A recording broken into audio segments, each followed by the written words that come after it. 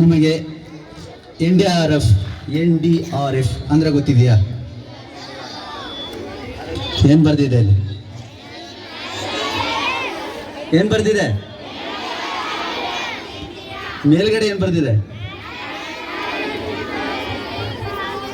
National disaster response force. ಕನ್ನಡದಲ್ಲಿ ರಾಷ್ಟ್ರೀಯ ವಿಪತ್ತು ನಿರ್ವಹಣೆ ಪಡೆ.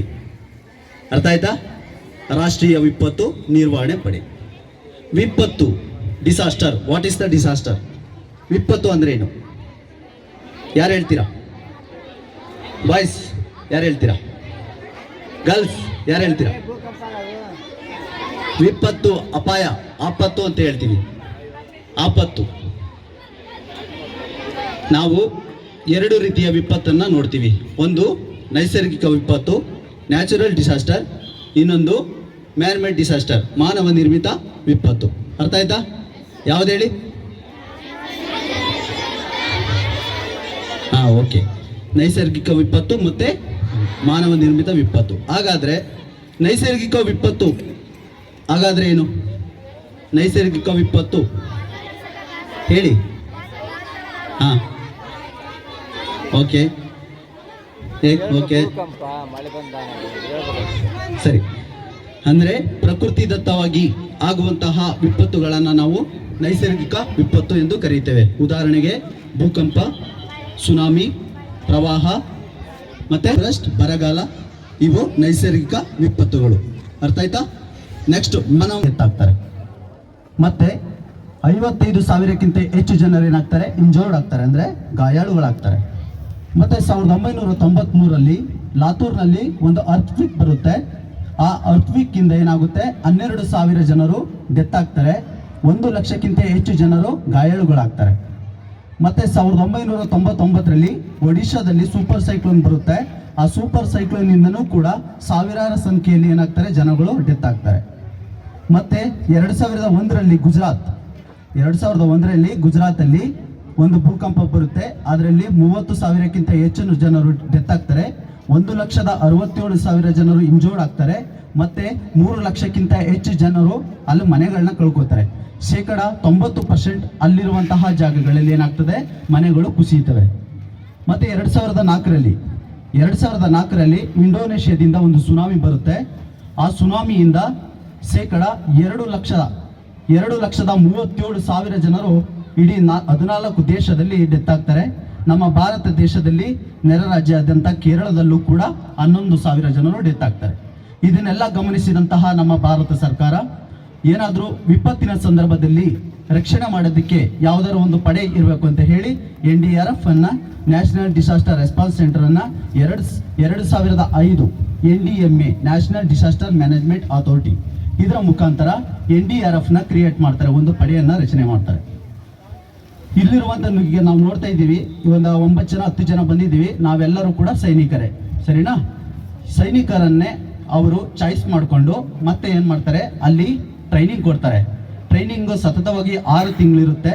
ಅದರಲ್ಲಿ CBRN, CSSR, FWR, rope rescue, dead body management, animal management ಅಂತ ಹಲವಾರು ರೀತಿಯ ಟ್ರೈನಿಂಗ್ ಅನ್ನು ಕೊಟ್ಟು ಮತ್ತೆ ನಮ್ಮನ್ನ ರಕ್ಷಣೆ ಮಾಡೋಕ್ಕೋಸ್ಕರ ಕಳಿಸ್ಕೊಡ್ತಾರೆ.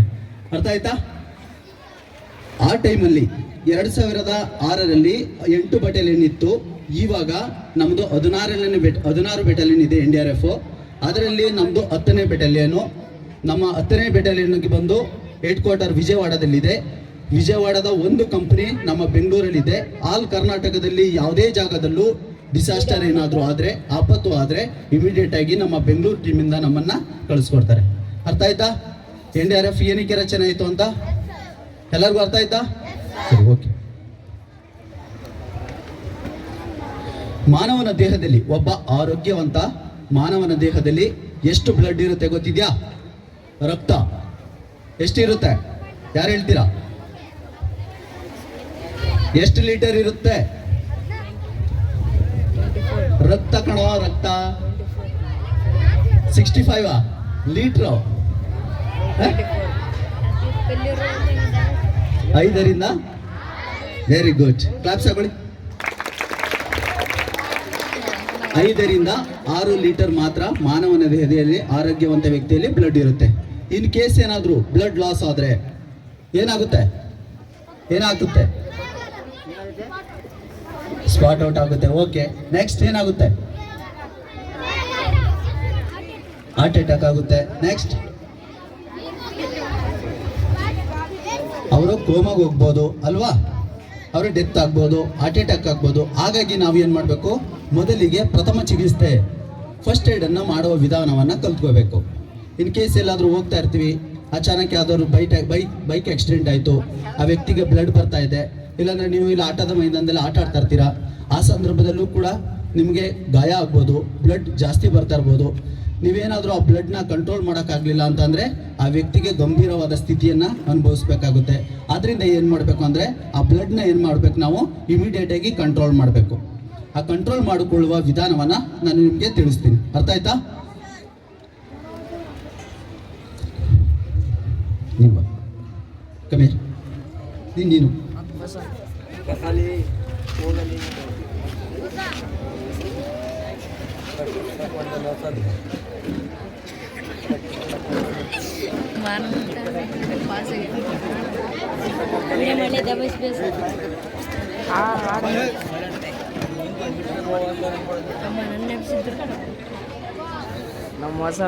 ಎಲ್ಲರಿಗೂ ಕಾಣಿಸ್ತಾ ಇದೆಯಾ?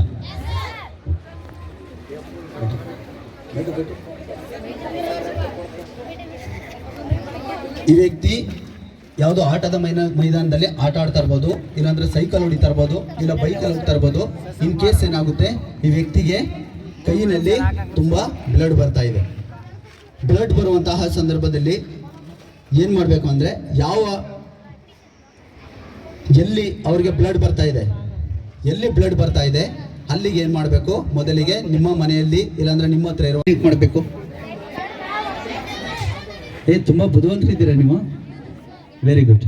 ಓಕೆ, ಏನ್ ಮಾಡ್ಬೇಕಂದ್ರೆ ಎದೆ ಭಾಗದಿಂದ ಮೇಲ್ಭಾಗಕ್ಕೆ ಮಾಡೋದಾದ್ರೆ ಆ ವ್ಯಕ್ತಿ ಏನಾಗುತ್ತೆ, ಬ್ಲಡ್ ಸರ್ಕ್ಯುಲೇಷನ್ ಏನಾಗುತ್ತೆ, ಕಡಿಮೆ ಆಗುತ್ತೆ ಅಲ್ವಾ. ಇದಕ್ಕೆ ನಾವು ಎಲಿವೇಶನ್ ಅಂತ ಹೇಳ್ತೀವಿ. ನೆಕ್ಸ್ಟ್ ಆದ್ರೂ ಕೂಡ ಆ ವ್ಯಕ್ತಿಗೆ ಬ್ಲಡ್ ಮತ್ತೆ ಬರ್ತಾನೆ ಇದೆ. ಆವಾಗ ಏನ್ ಮಾಡ್ತೀರಾ? ಇನ್ನು ಬರ್ತಾನೆ ಇದೆ ಬ್ಲಡ್, ಏನ್ ಮಾಡ್ತೀರಾ? ಅಲ್ಲೊಂದು ಬ್ರಾಕಿಯಲ್ ಪಲ್ಸ್ ಅಂತ ಇದೆ ನೋಡಿ. ನೀವು ಹಾಸ್ಪಿಟಲ್ಗೆ ಹೋಗ್ತಿರಲ್ವಾ, ಹಾಸ್ಪಿಟಲ್ಗೆ ಹೋದಾಗ ಬ್ಲಡ್ ಸ್ಯಾಂಪಲ್ಗೆ ಅಂತ ಹೇಳಿದ್ರೆ ಬ್ಲಡ್ ತಗೋತಾರಲ್ವಾ, ಆ ಬ್ಲಡ್ ನರ ಏನ್ ಮಾಡ್ಬೇಕು? ನಾವು ಒತ್ತಬೇಕು. ಡೈರೆಕ್ಟ್ ಪ್ರೆಷರ್ ಪಾಯಿಂಟ್ ಅರ್ಥ ಆಯ್ತಾ? ನೆಕ್ಸ್ಟ್ ಈ ರೀತಿ ಪ್ರೆಷರ್ ಪಾಯಿಂಟ್ ಮಾಡಬೇಕು. ಇನ್ ಕೇಸ್ ಆದ್ರೂ ಏನಾದ್ರು ಈ ವ್ಯಕ್ತಿಗೆ ಏನಾದ್ರು ಇಲ್ಲಿ ಕೈಯಿನ ಅರ್ಧ ಭಾಗನೇ ಕಟ್ಟಾಗಿದ್ರೆ, ಕೈಯಿನ ಅರ್ಧ ಭಾಗ ಏನಾದ್ರೂ ಕಟ್ಟಾಗಿದ್ರೆ ಟೋರ್ನಿಕೇಟ್ ಅಂತ ಹೇಳ್ತೀವಿ. ಒಂದು ದಾರ ಆಗಿರ್ಬೋದು, ಇಲ್ಲಾಂದ್ರೆ ಯಾವ್ದಾದ್ರು ಬ್ಯಾಂಡೇಜ್ ಅನ್ನ ನಾವು ದಾರದ ಟೈಪ್ ಇಲ್ಲದ ಹಗ್ಗದ ಟೈಪ್ ಮಾಡಿಕೊಂಡು ಎಲ್ಲಿ ಕಟ್ಟಾಗಿದೆ, ಯಾವ ಜಾಗದಲ್ಲಿ ಕಟ್ಟಾಗಿದೆ ಆ ಭಾಗದಿಂದ ಸ್ವಲ್ಪ ಮೇಲ್ಭಾಗಕ್ಕೆ ಏನ್ ಮಾಡ್ಬೇಕು? ನಾವು ದಾರವನ್ನ ಕಟ್ಟಬೇಕು.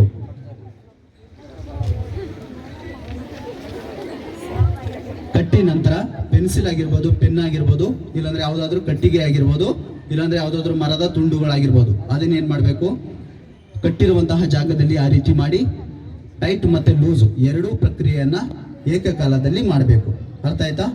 ಜಾಸ್ತಿ ಟೈಟು ಮಾಡಬಾರ್ದು, ಜಾಸ್ತಿ ಲೂಸು ಮಾಡಬಾರ್ದು. ಜಾಸ್ತಿ ಟೈಟ್ ಮಾಡೋದ್ರಿಂದ ಏನಾಗುತ್ತೆ? ಸೆಲ್ಸ್ ಡ್ಯಾಮೇಜ್ ಆಗುತ್ತೆ, ಬ್ಲಡ್ ಎಪ್ಪಗಟ್ಟುತ್ತೆ. ನೀವು ಹಾಸ್ಪಿಟಲ್ಗೆ ಕರ್ಕೊಂಡೋದ್ರೂ ಕೂಡ ಆ ಜಾಗನ ಡಾಕ್ಟ್ರು ಕಟ್ ಮಾಡಬೇಕಾಗುತ್ತೆ. ಹಾಗಾಗಿ ಎರಡೂ ಪ್ರಕ್ರಿಯೆಯನ್ನು ಏಕಕಾಲದಲ್ಲಿ ನಡಿಬೇಕು. ಅರ್ಥ ಆಯ್ತಾ?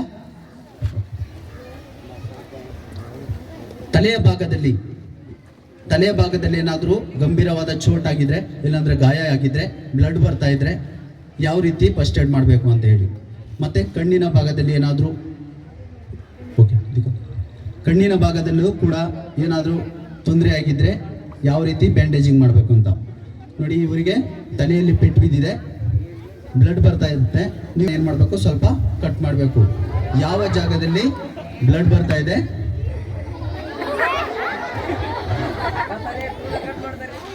ಏನ್ ಮಾಡ್ತಾ ಇದ್ದಾರೆ?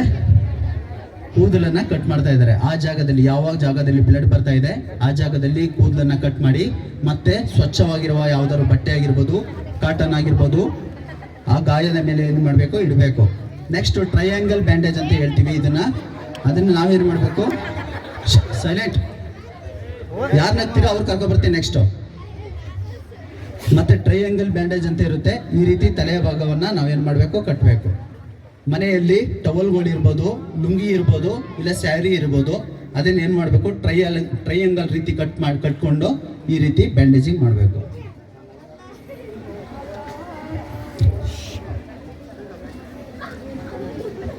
ठीक है.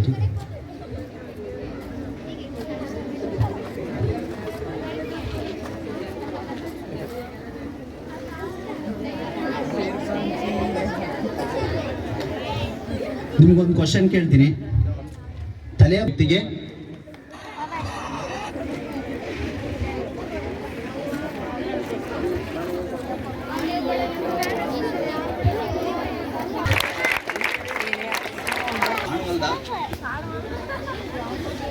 ಯಾವ ಕಣ್ಣು ಸರಿ ಇದೆ ಆ ಕಣ್ಣನ್ನ ಮೊದಲು ಏನ್ ಮಾಡಬೇಕು, ಮುಚ್ಚಬೇಕು.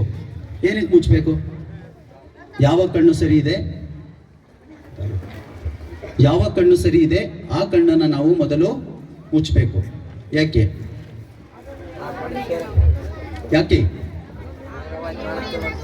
ಮೂಮೆಂಟ್ ಅನ್ನ, ಯಾವ ಕಣ್ಣು ಸರಿ ಇದೆ ಆ ಕಣ್ಣಿನ ಮೂಮೆಂಟ್ ಅನ್ನ ನಾವು ಸ್ಟಾಪ್ ಮಾಡಬೇಕು. ಯಾಕೆಂದ್ರೆ ಅದು ಮೂವ್ಮೆಂಟ್ ಮಾಡೋದ್ರಿಂದ ಏನಾಗುತ್ತೆ, ಆ ಕಣ್ಣಿಗೂ ಕೂಡ ಡ್ಯಾಮೇಜ್ ಆಗ್ಬೋದು, ನೋವಾಗ್ಬೋದು. ಹಾಗಾಗಿ ಕಣ್ಣಿನ ಮೂವ್ಮೆಂಟ್ ಅನ್ನ ಮೊದಲು ಸ್ಟಾಪ್ ಮಾಡಿ.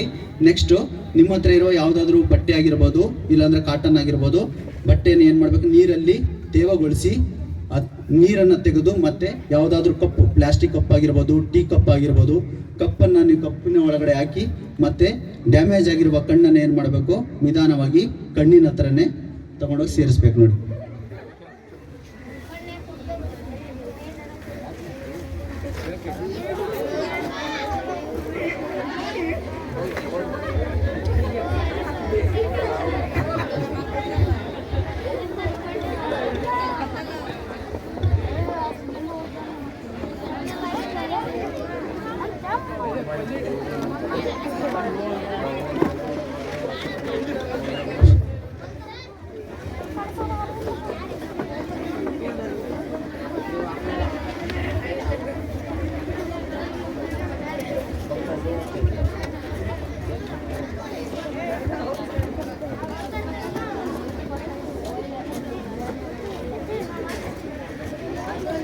ಈ ರೀತಿ ಬ್ಯಾಂಡೇಜ್ ಮಾಡಬೇಕು.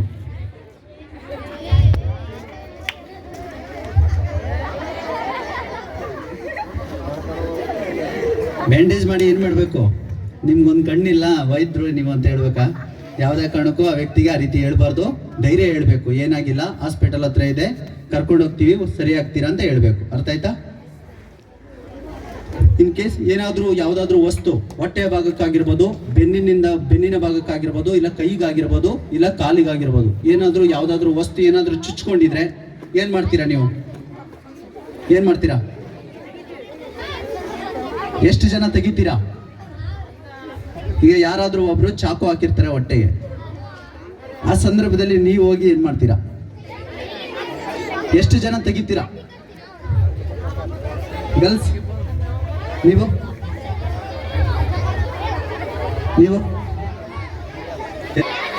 Very good.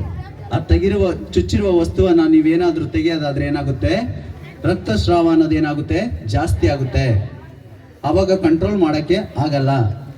ಬ್ಲಡ್ ಕಂಟ್ರೋಲ್ ಮಾಡೋಕ್ಕಾಗಲಿಲ್ಲ ಅಂತಂದ್ರೆ ಆ ವ್ಯಕ್ತಿ ಇಂಟರ್ನಲ್ ಬ್ಲೀಡಿಂಗ್ ಆಗುತ್ತೆ. ಅದರಿಂದ ಏನಾಗುತ್ತೆ, ಆ ವ್ಯಕ್ತಿಗೆ ಸಾವು ಸಂಭವಿಸಬಹುದು. ಹಾಗಾಗಿ ಚುಚ್ಚಿರುವ ವಸ್ತುವನ್ನ ಯಾವುದೇ ಕಾರಣಕ್ಕೂ ತೆಗೆಯಕ್ಕೆ ಹೋಗ್ಬಾರ್ದು. ಉದಾಹರಣೆಗೆ ನೋಡಿ, ಈ ವ್ಯಕ್ತಿಗೆ ಇದು ಒಂದು ರಾಡ್ ಅಂತ ತಿಳ್ಕೊಳ್ಳಿ, ಕಬ್ಬಿಣದ ತುಂಡು ಅಂತ ತಿಳ್ಕೊಳ್ಳಿ, ಚುಚ್ಕೊಂಡಿದೆ. ಚುಚ್ಕೊಂಡ ನಂತರ ನಾವೇನ್ ಮಾಡ್ತೀವಿ, ಇಮಿಡಿಯೇಟ್ ಆಗಿ ತೆಗಿಯಕ್ಕೆ ಹೋಗ್ಬಾರ್ದು. ಅದರ ಮೇಲೆ ನಾವು ಏನ್ ಮಾಡ್ಬೇಕು, ಬ್ಯಾಂಡೇಜ್ ಮಾಡಬೇಕು. ಇದು ಗೊತ್ತಿದೆಯಾ? ಏನಿದು ಒಡೆ? ಏನಿದು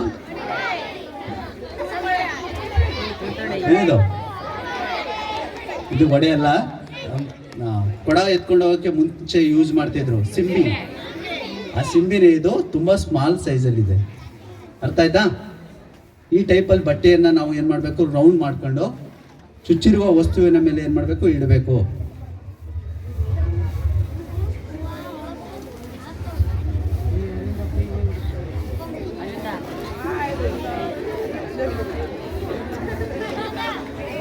ನೋಡಿ. ನೆಕ್ಸ್ಟು ಆ ರೀತಿ ಬ್ಯಾಂಡೇಜ್ ಮಾಡೋದ್ರಿಂದ ಏನಾಗುತ್ತೆ, ಅದು ಕೆಳಗಡೆ ಬೀಳಲ್ಲ.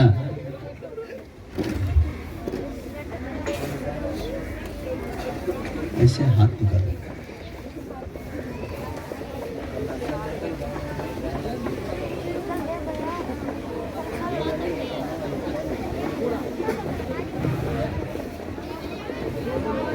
ಯಾರು ಹೇಳ್ತೀರಾ ಮೂಳೆಗಳು ಎಷ್ಟಿದೆ, ಯಾವ ಜಾಗದಲ್ಲಿ ಎಷ್ಟೆಷ್ಟಿದೆ? ನಾನು ಹೇಳ, ತಲೆಯ ಭಾಗದಲ್ಲಿ 28 ಇದೆ.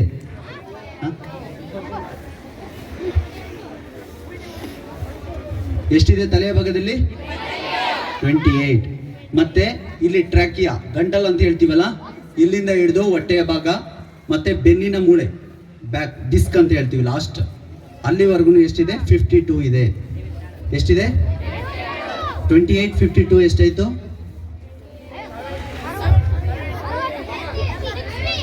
60ನ ಲೆಕ್ಕದಲ್ಲಿ ತುಂಬ ವೀಕು ನೀನು.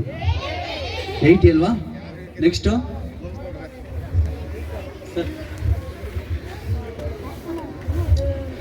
ಮತ್ತೆ ಒಂದು ಕೈಯಲ್ಲಿ ಎಷ್ಟಿದೆ? 32, 32. ಎರಡು ಕೈಯಿಂದ ಸೇರಿ ಎಷ್ಟಾಗುತ್ತೆ?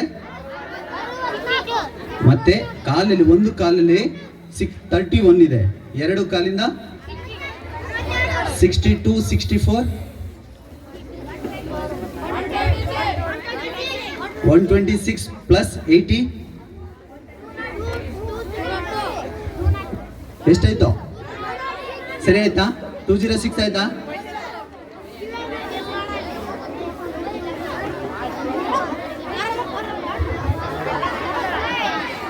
ಈ ವ್ಯಕ್ತಿ ಏನಾಗಿದ್ದಾರೆ, ಕಬಡ್ಡಿ ಆಡ್ತಾ ಇದ್ದಾರೆ.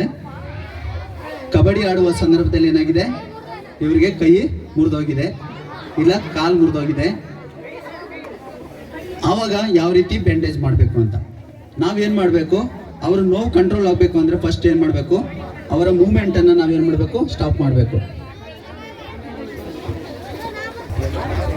ಏನಾಗಿದೆ, ಕಬಡ್ಡಿ ಆಡಬೇಕಾದ್ರೆ ಕೈಯನ್ನು ಮುರ್ಕೊಂಡಿದ್ದಾರೆ. ಮುರಿದ ನಂತರ ನಾವೇನು ಮಾಡಬೇಕು, ಪಟ್ಟಿ, ನಿಮ್ಮ ಹತ್ರ ಏನೋ ಇರುತ್ತೆ ಅಂದರೆ ಲಾಂಗ್ ನೋಟ್ ಬುಕ್ ಇರುತ್ತಲ್ಲ, ಫೋಲ್ಡೇಬಲ್, ಆ ಫೋಲ್ಡೇಬಲ್ನು ಕೂಡ ನಾವೇನು ಮಾಡ್ಬೋದು, ಲಾಕ್ ಮಾಡ್ಬೋದು. ಈ ರೀತಿ ನೋಡಿ, ನಮ್ಮ ಹತ್ರ ಪಟ್ಟಿ ಇದೆ, ಸ್ಪ್ರಿಂಟ್ ಅಂತ ನಾವು ಹೇಳ್ತೀವಿ, ಅದಕ್ಕೆ ಮರದ ಪಟ್ಟಿ ಅದು, ಅದರಿಂದ ನಾವು ಮಾಡ್ತೀವಿ. ನಿಮ್ಮ ಹತ್ರ ಬುಕ್ಸ್ ಇರುತ್ತೆ, ಇಲ್ಲಾಂದರೆ ನೋಟ್ಬುಕ್, ಲಾಂಗ್ ನೋಟ್ಬುಕ್ ಇರುತ್ತೆ, ಅದನ್ನು ಕೂಡ ನಾವು ಈ ರೀತಿಯಾಗಿ ಸಪೋರ್ಟ್ ಮಾಡ್ಬೋದು.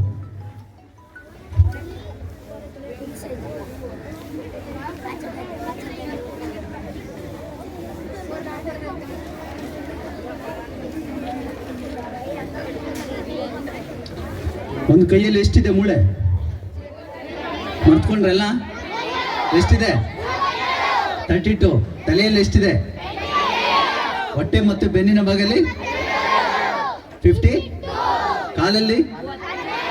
Very good, ಶಾಬಾಷ್.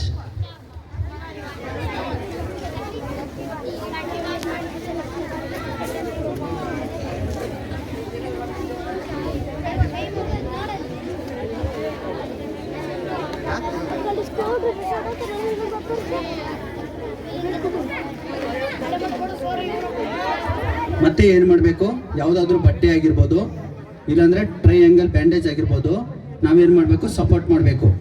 ಸಪೋರ್ಟ್ ಮಾಡಬೇಕಾದ್ರೆ ನೋಡಿ, ಈ ರೀತಿ ಬ್ಯಾಂಡೇಜ್ ಮಾಡಬೇಕು.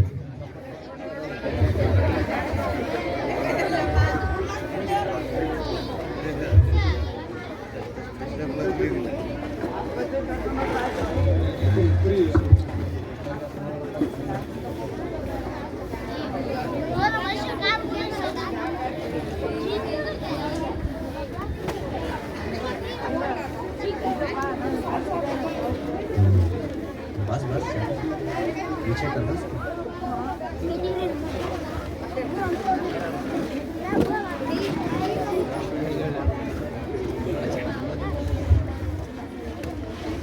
ಈ ರೀತಿ ಏನು ಮಾಡಬೇಕು, ಬ್ಯಾಂಡೇಜನ್ನು ನಾವು ಕಟ್ಟಬೇಕು. ಮನೆಯಲ್ಲಿ ಈ ರೀತಿ ಸಿಗಲ್ಲ ಬ್ಯಾಂಡೇಜು, ನಿಮ್ಮ ಹತ್ರ ಟವಲ್ ಆಗಿರ್ಬೋದು, ಲುಂಗಿ ಆಗಿರ್ಬೋದು, ಇಲ್ಲಾಂದರೆ ಸ್ಯಾರಿ ಆಗಿರ್ಬೋದು, ಏನು ಮಾಡಬೇಕು, ಕಟ್ ಮಾಡಿ ಅದನ್ನು ಈ ರೀತಿ ಬ್ಯಾಂಡೇಜ್ ಮಾಡಬೇಕು. ಮತ್ತು ಮೇಲ್ಭಾಗದಲ್ಲೂ ಕೂಡ ಅವರ ಮೂಮೆಂಟನ್ನು ಕಡಿಮೆ ಮಾಡೋಕ್ಕೋಸ್ಕರ ಇವರ ಎದೆಯ ಭಾಗದಲ್ಲೂ ಕೂಡ ಒಂದನ್ನು ನಾವು ಕಟ್ಟಬೇಕು. ಈ ರೀತಿ ಮಾಡೋದ್ರಿಂದ ಏನಾಗುತ್ತೆ, ಅವ್ರ ಮೂಮೆಂಟಿಂಗ್ ಏನಾಗುತ್ತೆ, ಕಡಿಮೆ ಆಗುತ್ತೆ. ನೆಕ್ಸ್ಟ್ ನಾವೆಲ್ಲೂ ಕರ್ಕೋಬೇಕು? ಪೊಲೀಸ್ ಸ್ಟೇಷನ್ ಕರ್ಕೋಬೇಕಾ? ರೈಲ್ವೆ ಸ್ಟೇಷನ್, ಹಾಸ್ಪಿಟಲ್ಗೆ ಕರ್ಕೊಂಡು ಹೋಗ್ಬೇಕು.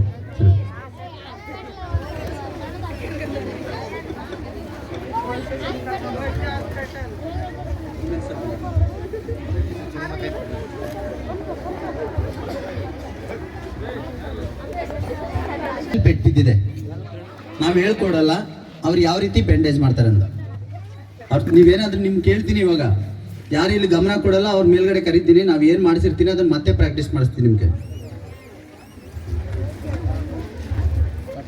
ತಲೆಯ ಭಾಗದಲ್ಲಿ ಇವ್ರಿಗೆ ಏನಾಗಿದೆ, ಬ್ಲಡ್ ಬರ್ತಾ ಇದೆ. ಅವಾಗ ನೀವು ಹೆಂಗೆ ಮಾಡ್ತೀರಾ ಬ್ಯಾಂಡೇಜ್? ಹಾಂ ಅಚ್ಚಾ, ಉಸ್ಕೋ ಕರೆಗಾ. ಇವ್ರ ತಲೆಯಲ್ಲಿ ಪೆಟ್ಟು ಬಿದ್ದಿದೆ, ನೀವಿಬ್ಬರು ಸೇರಿ ತಲೆ ಬ್ಯಾಂಡೇಜ್ ಕಟ್ರಿ.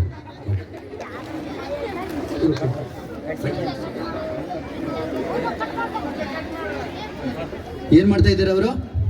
ತಲೆಯಲ್ಲಿ ಬ್ಲಡ್ ಬರ್ತಾ ಇದೆ, ಏನ್ ಮಾಡಿದ್ರು? ಹೌದು. ನೆಕ್ಸ್ಟ್ ಏನ್ ಮಾಡ್ತಾ ಇದ್ದಾರೆ? ಹೌದು. ಇದು ಯಾವ ಬ್ಯಾಂಡೇಜ್ ಅಂತ ಹೇಳಿದೆ ಮೊದಲೇ ನಾನು? ಟ್ರಯಾಂಗಲ್.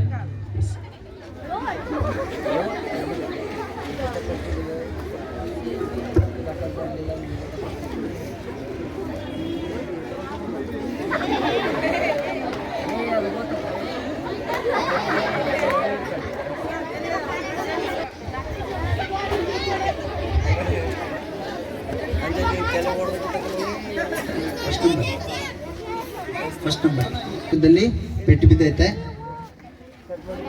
ಬ್ಯಾಂಡೇಜಿಂಗ್ ಮಾಡಬೇಕು. ನಾವು ಮಾಡಿದ್ದು ನೋಡಿದ್ರಾ? ಮಾತಾಡ್ತಿದ್ರಾ? ನೋಡಿದ್ರಿ ಅಂದ್ರೆ ಬ್ಯಾಂಡೇಜ್ ಮಾಡ್ತೀರ. ಚೆನ್ನಾಗಿರೋ ಕಣ್ಣನ್ನು ಏನು ಮಾಡಬೇಕು? ಮುಚ್ಚಬೇಕು. ನಂತರ ಏನು ಮಾಡಬೇಕು? ಹಾಂ ಹೌದು, ನೀರನ್ನು ಏನು ಮಾಡಬೇಕು? ಒಂದು ಕಾಟನ್ನಲ್ಲಿ ತೇವಗೊಳಿಸಿ ನೀರು ತೆಗೆದು ಮತ್ತೆ ಕಪ್ಪಿನ ಒಳಗಡೆ ಅದನ್ನ ಇಟ್ಟು ಬಟ್ಟೆನ ನಿಧಾನವಾಗಿ ಏನು ಮಾಡಬೇಕು? ಕಣ್ಣನ್ನು ಮುಚ್ಚಬೇಕು. ಸಪೋರ್ಟ್ ಕೊರ. ಬ್ಯಾಂಡೇಜ್ ಮಾಡಬೇಕಾದ್ರೆ ಕಿವಿ ಮತ್ತೆ ಮೂಗನ್ನ ಏನು ಮಾಡಬೇಕು? ಕಿವಿ ಮತ್ತೆ ಮೂಗನ್ನ ಏನು ಮಾಡಬೇಕು? ಮುಚ್ಚಬೇಕು, ಮುಚ್ಚಬಾರ್ದು? ಸರಿ. ಇನ್ ಕೇಸ್ ಏನಾದ್ರು ಮೂಗಲ್ಲಿ ಏನಾದ್ರು ಬ್ಲಡ್ ಬರ್ತಾ ಇದ್ರೆ ಅವಾಗ ಹೆಂಗ್ ಮಾಡ್ತೀರಾ? ಏನ್ ಮಾಡ್ತೀರಾ? ತಲೆ ಮೇಲೆ ನೀರು ಹಾಕ್ತೀರಾ? ಮೂಗಲ್ ಬ್ಲಡ್ ಬಂದ್ರೆ ತಲೆ ಮೇಲೆ ಹಾಕ್ಬಾರ್ದು, ಓನ್ಲಿ ಪಂಚ್ ಮಾಡ್ಬೇಕಷ್ಟೇ. ನೋಡಿ, ಈ ರೀತಿ ಪಂಚ್ ಮಾಡಬೇಕು. ಈ ರೀತಿ ಪಂಚ್ ಮಾಡೋದ್ರಿಂದ ಏನಾಗುತ್ತೆ? ಒಳಗಡೆ ಇರುವಂತಹ ಮೂಗಲ್ಲಿ ಬ್ಲಡ್, ಯಾವುದೇ ಬ್ಲಡ್ ಇದ್ರೂ ಕೂಡ ಹೊರಭಾಗಕ್ಕೆ ಬರುತ್ತೆ. ಯಾವುದೇ ಕಾರಣಕ್ಕೂ ಬ್ಯಾಂಡೇಜ್ ಕಟ್ಬಿಟ್ಟಿರ ಆಮೇಲೆ, ಸರಿನಾ? ಯಾರೋ ಬ್ಯಾಂಡೇಜಿಂಗ್ ಮೂಗಲ್ಲಿ ಕಟ್ಟಕ್ಕೆ ಹೋಗ್ಬಾರ್ದು. ಓನ್ಲಿ ಪಂಚ್ ಮಾಡಬೇಕು. ಬರುವಂತಹ ಬ್ಲಡ್ನ ನಾವು ಕ್ಲೀನ್ ಮಾಡಬೇಕು. ಕಿವಿ ಭಾಗದಲ್ಲಿ ಏನಾದರೂ ಬ್ಲಡ್ ಬರ್ತಾ ಇದ್ರೆ ಏನ್ ಮಾಡ್ತೀರಾ? ಕಾಟನ್ ಹಾಕ್ತೀರಾ? ಕಿವಿಯ ಭಾಗದಲ್ಲಿ ಬ್ಲಡ್ ಬರ್ತಾ ಇದ್ರೆ ಯಾವುದೇ ಕಾರಣಕ್ಕೂ ಕಾಟನ್ನ ಹಾಕಕ್ಕೆ ಹೋಗ್ಬಾರ್ದು. ಏರ್ವೇ ಯಾವಾಗಲೂ ಕ್ಲಿಯರ್ ಇರಬೇಕು. ಅರ್ಥ ಆಯ್ತಾ? ಬರುವಂತಹ ಬ್ಲಡ್ನ ಓನ್ಲಿ ನಾವೇನ್ ಮಾಡಬೇಕು? ಕ್ಲೀನ್ ಮಾಡಬೇಕು. ಬಾಯಲ್ಲಿ ಬರ್ತಾ ಇದ್ರೆ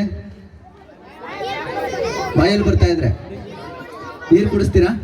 ಆಲ್ರೆಡಿ ಅವರು ಬ್ಲಡ್ ಬರ್ತಾ ಇದೆ, ನೀರು ಕುಡಿತಾರ ಅವರು? ಕುಡಿಸ್ಬಾರ್ದು, ನೀರನ್ನ ಕುಡಿಸ್ಬಾರ್ದು. ಬಾಯಲ್ಲಿ ಬರುವಂತಹ ಬ್ಲಡ್ ಬರೀ ಓಪನ್ ಆಗಿರ್ಬೇಕು. ಬರುವಂತಹ ಬ್ಲಡ್ ಅನ್ನ ಕ್ಲೋಸ್ ಮಾಡ್ಬೇಕಷ್ಟೇ.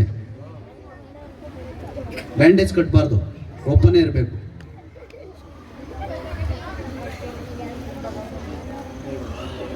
ಓಕೆ.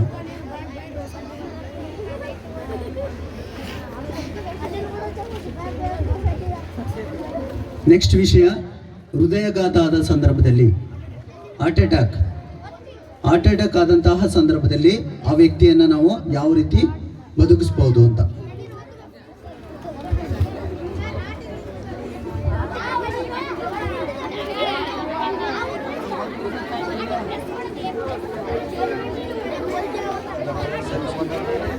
ಕಾಣಿಸ್ತಾ ಇದೆಯಾ? ಈ ರೀತಿ ಬ್ಯಾಂಡೇಜಿಂಗ್ ಮಾಡಿ ಹಾಸ್ಪಿಟಲ್ಗೆ ಕರ್ಕೊಂಡು ಹೋಗ್ಬೇಕು. ವ್ಯಕ್ತಿಗೆ ಟೈಮಿಂಗ್ಸ್ ಇರುತ್ತೆ. ಆ ಸಂದರ್ಭದಲ್ಲಿ ನೀವು ಸರಿಯಾದ ರೀತಿಯಲ್ಲಿ ಆ ವ್ಯಕ್ತಿಗೆ CPR ಅನ್ನು ಕೊಟ್ಟರೆ ಆ ವ್ಯಕ್ತಿ ಏನಾಗ್ತಾನೆ, ಬದುಕೋತಾನೆ. ನೀವು 6 ನಿಮಿಷ ಆದ ನಂತರ ಇಲ್ಲ 10 ನಿಮಿಷ ಆದ ನಂತರ ನೀವೇನಾದರೂ ಆ ವ್ಯಕ್ತಿಗೆ ಮತ್ತೆ CPR ಕ್ರಿಯೆಯನ್ನು ಕೊಡೋಕೆ ಹೋದರೆ ಆ ವ್ಯಕ್ತಿ ಏನಾಗಿರ್ತಾನೆ, ಬಯಾಲಜಿಕಲ್ ಡೆತ್ ಆಗಿರ್ತಾನೆ. ಅದಕ್ಕೆ ಇವಾಗ ನಾನು ಕರೆಕ್ಟಾಗಿ ಯಾರು ಗಲಾಟೆ ಮಾಡಬಾರ್ದು, ಯಾಕೆಂದರೆ ಇದು ತುಂಬ ಇಂಪಾರ್ಟೆಂಟು. ಇವಾಗ ಎಲ್ಲ ಕಡೆನೂ ನಾವು ಗಮನಿಸ್ತಾ ಇದ್ದೀವಿ, ಹಾರ್ಟ್ ಅಟ್ಯಾಕ್ ಆಗೋದು ಸಹಜ ಆಗಿದೆ ಅಲ್ವಾ. ಅದು ಚಿಕ್ಕ ಮಕ್ಕಳಿಂದ ಹಿಡಿದು ದೊಡ್ಡವ್ರವರೆಗೂ ಹಾರ್ಟ್ ಅಟ್ಯಾಕ್ ಸಾಧಾರಣವಾಗಿಬಿಟ್ಟಿದೆ. ಅದಕ್ಕೋಸ್ಕರನೇ ಈ ತೋರಿಸುವ ವಿಧಾನವನ್ನು ನೀವು ಗಮನವಿಟ್ಟು ನೋಡಿ. ಈ ವ್ಯಕ್ತಿ ಈಗ ಹಾರ್ಟ್ ಅಟ್ಯಾಕ್ ಆದ ಸಂದರ್ಭದಲ್ಲಿ ಅಂದರೆ ಯಾವ ರೀತಿ ನಮಗೆ ಗೊತ್ತಾಗುತ್ತೆ ಅಂತ, ಸರಿನಾ? ಯಾಕೆ ಅಂದರೆ ಈ ಲೆಫ್ಟ್ ಸೈಡು ಸೈಲೆಂಟ್ ರನ್ನಿಂಗ್ ಕೊಡ್ಲಾ, ಓಡ್ತೀರಾ? ಬಿಸಿಲು ನೋಡಿ ಹೇಗಿದೆ. ನಾನು ಮೊದಲೇ ಹೇಳಿದೆ ಎಲ್ಲ ಆರ್ಮಿ ಪರ್ಸನ್ ಅಂತ. ಒಂದೇ ಕಾಲಲ್ಲಿ ನಿಲ್ಲಿಸ್ತೀನಿ ಆಮೇಲೆ ಬಿಸಿಲಲ್ಲಿ.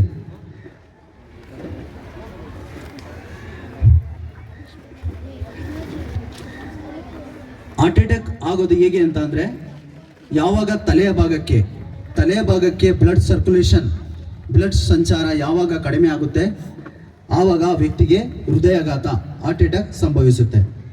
ಮತ್ತು ಸಿಂಪ್ಟಮ್ ಯಾವ ರೀತಿ ಗೊತ್ತಾಗುತ್ತೆ ಅಂದರೆ, ತುಂಬ ಹೆಚ್ಚಾಗಿ ಬೆವರ್ತಾ ಇರ್ತಾರೆ.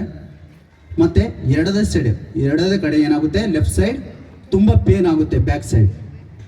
ಆ ವ್ಯಕ್ತಿಗೆ ಮಾತನಾಡೋಕೆ ಆಗ್ತಾ ಇರಲ್ಲ, ಕೂತ್ಕೋಬೇಕನ್ನಿಸುತ್ತೆ, ಓಡಾಡೋಕ್ಕಾಗಲ್ಲ, ಬೇರೆ ವ್ಯಕ್ತಿ ಜೊತೆ ನಾರ್ಮಲ್ ಆಗಿ ಮಾತಾಡೋಕ್ಕಾಗಲ್ಲ. ಇವೆಲ್ಲವನ್ನ ಗಮನಿಸಬೇಕು. ಅರ್ಥ ಆಯ್ತಾ? ಲೆಫ್ಟ್ ಸೈಡ್ ಫುಲ್ ಪೇನ್ ಬರುತ್ತೆ, ಆ ಪೇನನ್ನು ಅವ್ರು ಕಂಟ್ರೋಲ್ ಮಾಡ್ಕೊಳಕ್ಕಾಗಲ್ಲ, ಮತ್ತೆ ಬೆವರು ಬರ್ತಾ ಇರುತ್ತೆ, ಆ ವ್ಯಕ್ತಿ ಯಾರು ಕೂಡ ಮಾತಾಡಲ್ಲ.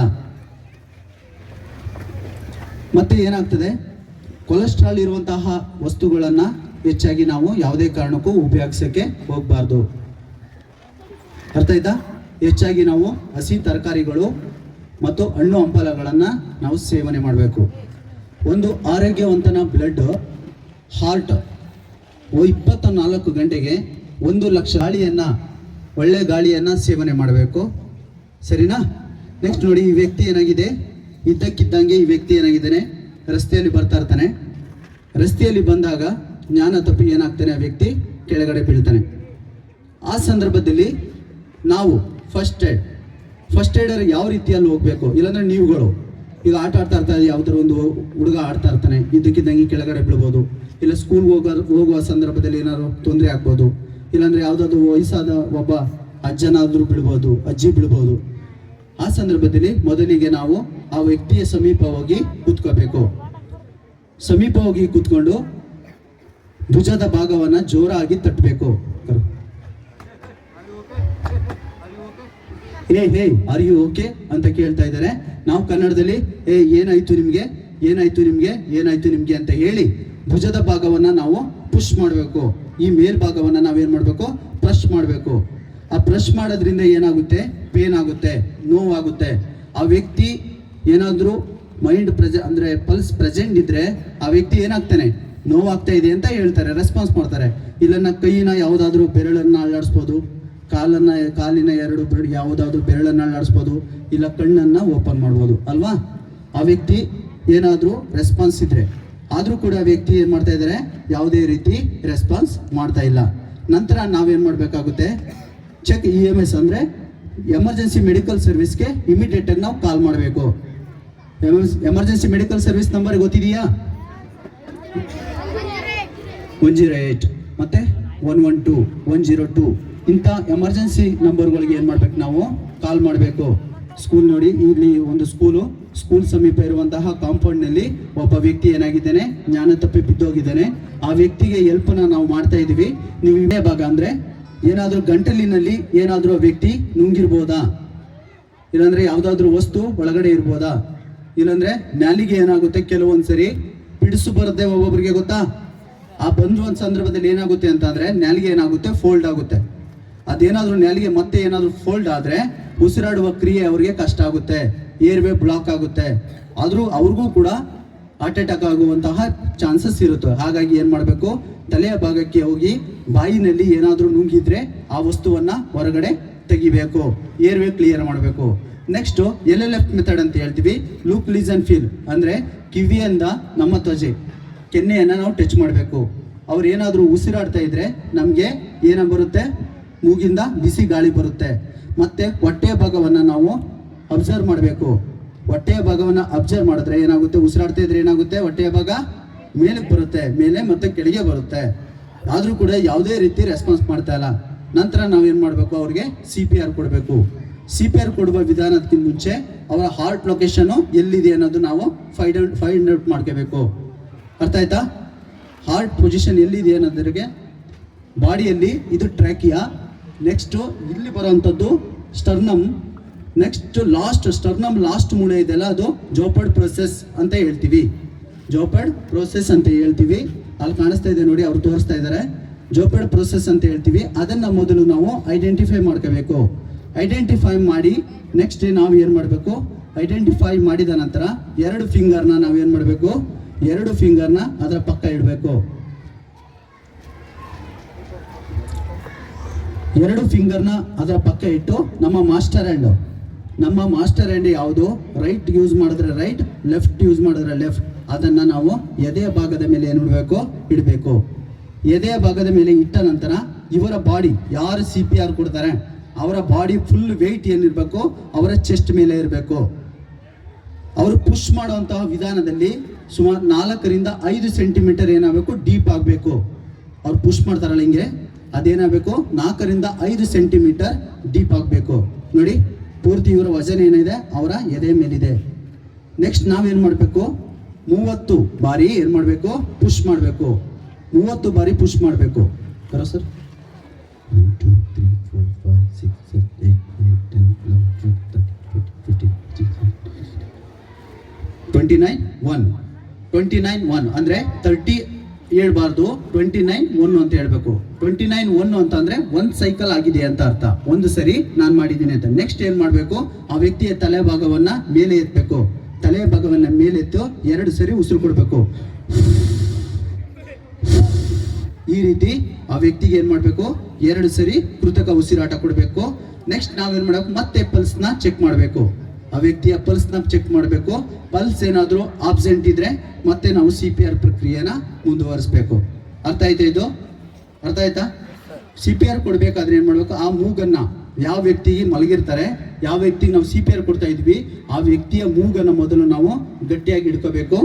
ಗಟ್ಟಿಯಾಗಿ ಹಿಡ್ಕೊಂಡು ಏನು ಮಾಡ್ಬೇಕು, ನಾವು ಬಾಯಿಯ ಮುಖಾಂತರ ನಾವು ಉಸಿರಾಟನ ಕೊಡಬೇಕು. ಯಾವುದೇ ಕಾರಣಕ್ಕೂ ಮೂಗನ್ನ ಓಪನ್ ಮಾಡಬಾರ್ದು. ಮೂಗು ಓಪನ್ ಮತ್ತೆ 2 ಸರಿ ಕೃತಕ ಉಸಿರಾಟ ಕೊಡಬೇಕು. ಅರ್ಥ ಆಯ್ತಾ? 1 ಕೈ ಅಂದರೆ 1 ವರ್ಷದಿಂದ 8 ವರ್ಷದ ಮಕ್ಕಳಿಗೆ 1 ಕೈಯನ್ನು ಮಾತ್ರ ಯೂಸ್ ಮಾಡಬೇಕು.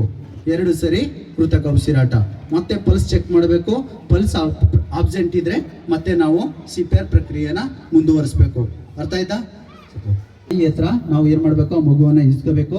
ನೆಕ್ಸ್ಟ್ ಕೈ ಮತ್ತೆ ಕಾಲಿನ ಭಾಗವನ್ನು ಟಚ್ ಮಾಡಿ ಕೇಳಬೇಕು. ಏನಾದ್ರು ಹರ್ಕತ್ ಅಂದರೆ ಅಲರ್ಟ್ ಇದೆಯಾ, ಇಲ್ಲ ಆಕ್ಷನ್ ಮಾಡ್ತಾ ಇದೆಯಾ, ಮಗು ಏನಾದ್ರು ಮಾಡ್ತಾ ಇದೆಯಾ, ಹರ್ಕತ್ ಮಾಡ್ತಾ ಇದೆಯಾ ಅಂತ ನೋಡಬೇಕು. ನೆಕ್ಸ್ಟ್ ನಾವೇನು ಮಾಡಬೇಕು, ಮಗುವಿನ ಬ್ರಾಕಿಯಲ್ ಪಲ್ಸ್ ಅಂತ ಹೇಳ್ತೀವಿ. ದೊಡ್ಡವ್ರಿಗಾದ್ರೆ ಕೊರೆಟೆಡ್ ಪಲ್ಸ್ ಚೆಕ್ ಮಾಡ್ತೀವಲ್ವಾ, ಚಿಕ್ಕ ಮಕ್ಕಳಿಗಾದ್ರೆ ಏನು ಮಾಡಬೇಕು, ಬ್ರಾಕಿಯಲ್ ಪಲ್ಸ್ ಅಂತ ನಾವು ಈ ಕೈಯಿನ ಭಾಗದಲ್ಲಿ ಏನು ಮಾಡಬೇಕು, ಟಚ್ ಮಾಡಬೇಕು. ಅದೇನಾದರೂ ಆಬ್ಸೆಂಟ್ ಏನಾದರೂ ಇದ್ದರೆ ಮತ್ತೆ ನಾವು ಮಗುವಿನ ಹಾರ್ಟ್ ಲೊಕೇಶನ್ನ ಫೈಂಡ್ ಮಾಡ್ಕೋಬೇಕು. ಮಗುವಿನ ಹಾರ್ಟ್ ಲೊಕೇಶನ್ ಫೈಂಡ್ ಮಾಡೋದು ಹೇಗೆ ಅಂತಂದರೆ, ಮಗುವಿನ 2 ನಿಪ್ಪಲ್ಲಿನ ಮಧ್ಯಭಾಗವನ್ನು ನಾವು ಅದಕ್ಕೆ ಹಾರ್ಟ್ ಪೊಸಿಷನ್ ಅಂತ ನಾವು ಹೇಳ್ತೀವಿ. ನೋಡಿ, ಮಗುವಿನ ನಿಪ್ಪಲಿನ 2 ಮಧ್ಯಭಾಗ, ಈ ಮಧ್ಯಭಾಗವನ್ನು ಹಾರ್ಟ್ ಲೊಕೇಶನ್ ಅಂತ ಮಗುವಿಗೆ ಐಡೆಂಟಿಫೈ ಮಾಡ್ತಾರೆ. ನೆಕ್ಸ್ಟ್ ನಾವೇನು ಮಾಡಬೇಕು, 1 ಕೈ ಆಗಲಿ 2 ಕೈಯಲ್ಲಿ CPR ಕ್ರಿಯೆಗೆ ನಾವು ಮಾಡೋಕ್ಕೋಗ್ಬಾರ್ದು. ಕೇವಲ ಏನು ಮಾಡಬೇಕು, 2 ಬೆರಳಿನಿಂದ, ಎಷ್ಟು ಬೆರಳು, 2 ಬೆರಳಿನಿಂದ ನಾವು ಉಪಯೋಗಿಸ್ಬೇಕು. ಆ ಬೆರಳು ಇವೆರಡೇ ಆಗಿರಬೇಕು, ಇದಾಗಬಾರ್ದು. ಇದಾದರೆ ನಮ್ಮ ನೋಡಿ ಲೆವೆಲ್ ಸಿಗಲ್ಲ. ಸಿಗ್ತಾ ಇದೆಯಾ? ಸಿಗಲ್ಲ. ಇನ್ ಕೇಸ್ ಈ ಬೆರಳೇನಾದರೂ ನಾವು ಕ್ಲೋಸ್ ಮಾಡಿದ್ರೆ ಸ್ವಲ್ಪ ಅದು ಏನಾಗುತ್ತೆ, ಈಕ್ವಾಲಿಟಿ ಸಿಗುತ್ತೆ ಅಲ್ವಾ. ಹಾಗಾಗಿ ನಾವು ಏನು ಮಾಡಬೇಕು, ಮಗುವಿಗೆ ನಾವು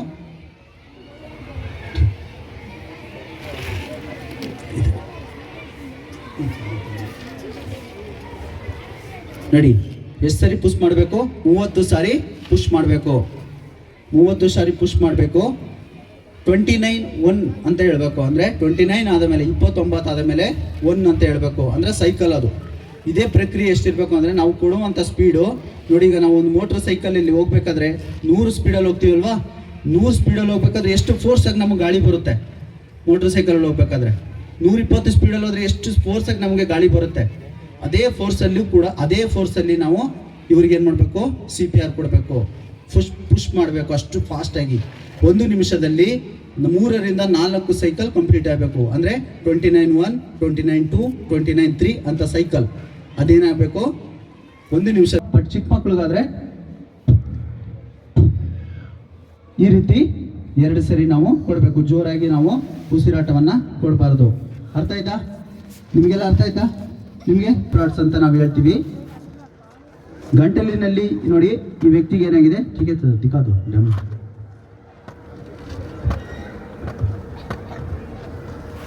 ಈ ವ್ಯಕ್ತಿಗೆ ಏನಾಗಿದೆ, ಗಂಟಲಿನಲ್ಲಿ ಏನೋ ಸಿಕ್ಕಾಕೊಂಡಿದೆ.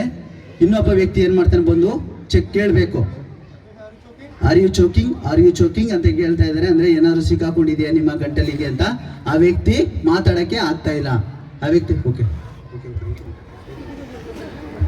ಆ ವ್ಯಕ್ತಿ ಮಾತಾಡಕ್ಕೆ ಆಗ್ತಾ ಇಲ್ಲ. ಯಾಕೆ ಅಂತಂದ್ರೆ ಗಂಟಲಿನಲ್ಲಿ ಸಿಕ್ಕಾಕೊಂಡಿದೆ. ಅವ್ರು ಏನ್ ಮಾಡ್ತಾ ಇದ್ದಾರೆ, ತಲೆಯ ಭಾಗವನ್ನ ಮಾತ್ರ ಅವರು ಐಡೆಂಟಿಫೈ ಅಂದ್ರೆ ತೋರಿಸ್ತಾ ಇದ್ದಾರೆ, ಹೌದು ಹೌದು ಅಂತ ಹೇಳ್ತಾ ಇದ್ದಾರೆ. ನೆಕ್ಸ್ಟ್ ನಾವೇನ್ ಮಾಡಬೇಕು, ಆ ವ್ಯಕ್ತಿಗೆ ಧೈರ್ಯ ತುಂಬಬೇಕು. ಏನಾಗಿಲ್ಲ, ನನಗೆ ಗೊತ್ತಿದೆ ನಿಮ್ಮ ತೆಗೆಯೋ ವಿಧಾನ, ನಾವು ತೆಗಿತೀನಿ ಅಂತ ಹೇಳಿ ಏನು ಮಾಡಬೇಕು, ಆ ವ್ಯಕ್ತಿಗೆ ಧೈರ್ಯವನ್ನು ತುಂಬಿ ನೆಕ್ಸ್ಟ್ ಆ ವ್ಯಕ್ತಿಯನ್ನು ಈ ರೀತಿ ಪೊಸಿಷನ್ ಮಾಡಿ ನಮ್ಮ ಕಾಲು ಯಾರು ಆ ವ್ಯಕ್ತಿಯನ್ನು ತೆಗಿತಾರೆ ಅವರ ಮಧ್ಯ ಕಾಲನ್ನು ಏನು ಮಾಡಬೇಕು, ಮಧ್ಯ ಭಾಗದಲ್ಲಿ ಇಟ್ಟು ಕಾಲನ್ನು ನೆಕ್ಸ್ಟ್ ಅವರ ಕೈಯನ್ನು ಏನು ಮಾಡಬೇಕು, ಜೋರಾಗಿ ಎಳೆದು ಏನು ಮಾಡಬೇಕು, ನಮ್ಮ ಹೊಟ್ಟೆ ಭಾಗಕ್ಕೆ ಹಿಡಿದುಕೊಳ್ಬೇಕು ಈ ರೀತಿ.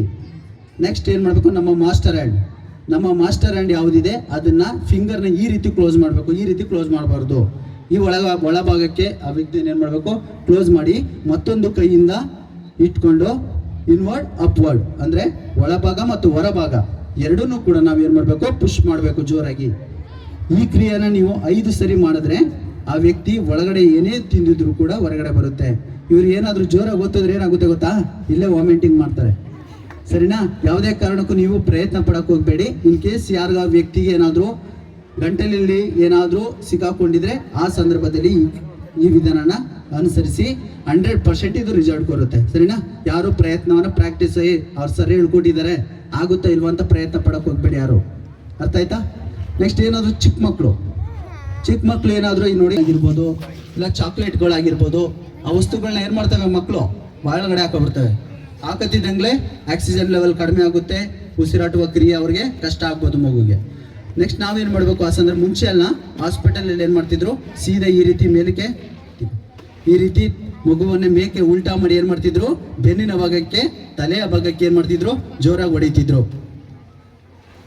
ಆ ಕ್ರಿಯೆನ ಮಾಡೋದ್ರಿಂದ ಏನಾಗುತ್ತೆ, ಮಗು ಸೆಲ್ಸ್ ಏನಾಗುತ್ತೆ, ಡ್ಯಾಮೇಜ್ ಆಗುತ್ತೆ. ತಲೆಯ ಭಾಗ ಮತ್ತು ಇಲ್ಲ ಮೂಗಲಾಗಿರ್ಬೋದು, ಬಾಯಲಾಗಿರ್ಬೋದು ಬ್ಲಡ್ ಬರ್ಬೋದು ಅಲ್ವಾ. ಅದಕ್ಕೆ ಆ ಕ್ರಿಯೆನ ಯಾವುದೇ ಕಾರಣಕ್ಕೂ ಮಾಡಕ್ಕೆ ಹೋಗ್ಬಾರ್ದು.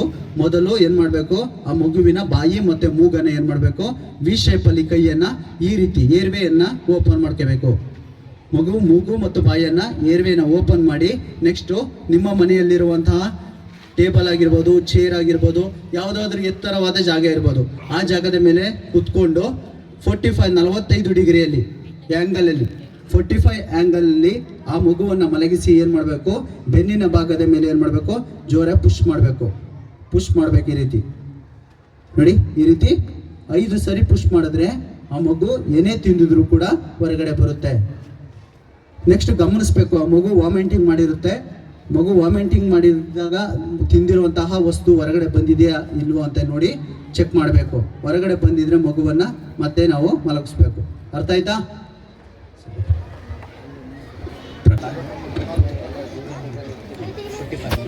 ಸ್ವಲ್ಪ ಡೌನ್ ಮಾಡಿ.